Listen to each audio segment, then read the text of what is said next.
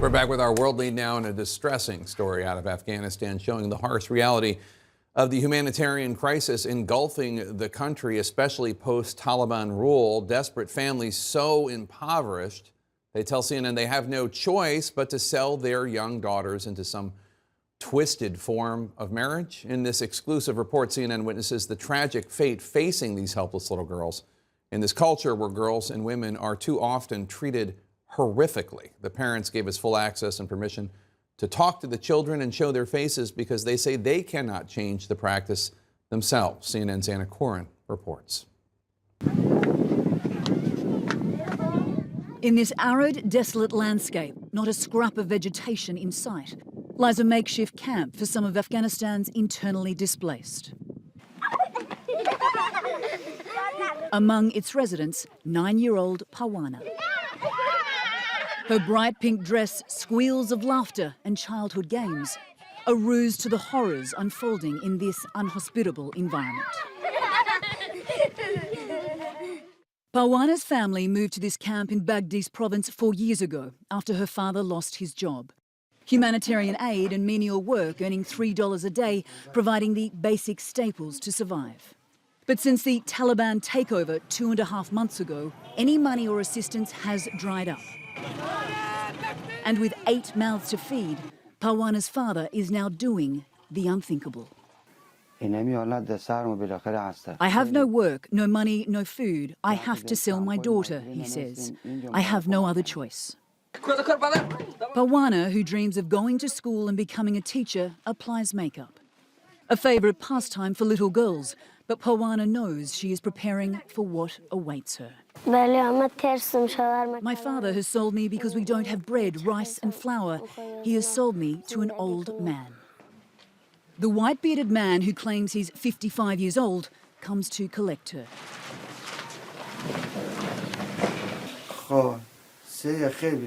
He's bought Parwana for 200,000 Afghanis, just over $2,000 US. Covered up, Parwana whimpers as her mother holds her.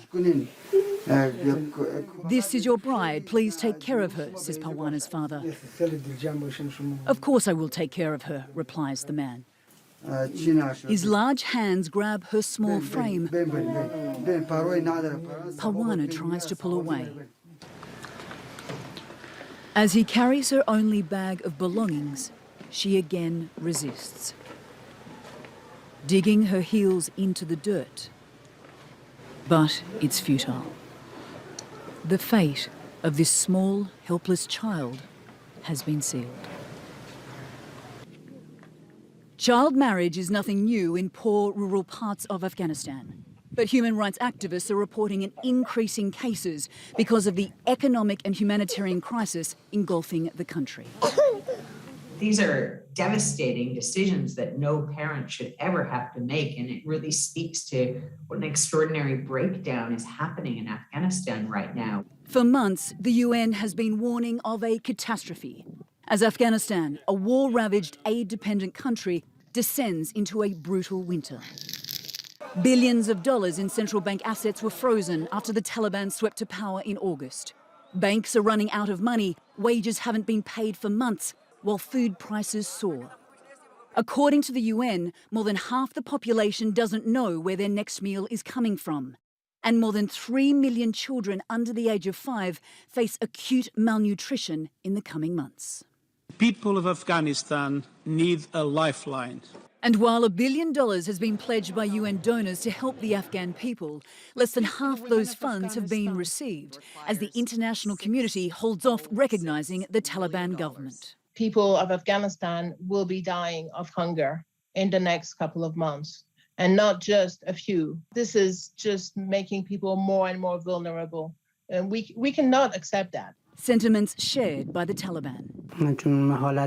We are asking aid agencies to come back to Afghanistan and help these poor people. Otherwise, the crisis will worsen. For this family in neighbouring Ghor province, they are trying to sell 2 daughters, 9-year-old Litan and 4-year-old Zeton, for $1,000 US each.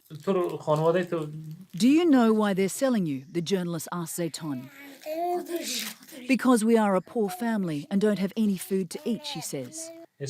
Are you scared, he asks. Yes, I am. Another family in Gore province borrowed money from their 70-year-old neighbour. Now he's demanding it back, but they have nothing to give, except their 10-year-old daughter, Magul. My daughter doesn't want to go and is crying all the time. I am so ashamed, he says. Terrified, she threatens to take her life. If they push me to marry the old man, I will kill myself. I don't want to leave my parents. Days later, she discovers the sale has been finalised. Another Afghan child sold into a life of misery. Jake, it is just gut-wrenching knowing what these young girls will be subjected to, and just an update on young Magul, the last girl in our story there. She will be handed over to the 70-year-old man in the coming days. It's just a tragic fate that awaits this young girl. Now, if the aid situation is not addressed urgently, the UN projects, Jake, that by the middle of next year, 97% of Afghans will be living below the poverty line, not meaning that hunger and starvation will be facing these people alone, but that other girls will end up like Magul and Parwana. Jake. Yeah, there's such a horrible story. It's so tough to watch. You know that this happened, this tradition, this awful thing was predated the Taliban taking over again. But how has the Taliban takeover in Afghanistan earlier this year made it worse? How has it exacerbated this problem of families selling their daughters? Look, absolutely. You're absolutely right. This has been around for forever. However, from the local journalists that we've been speaking to and working with, they say that once upon a time it was behind closed doors. Now it is out in the open.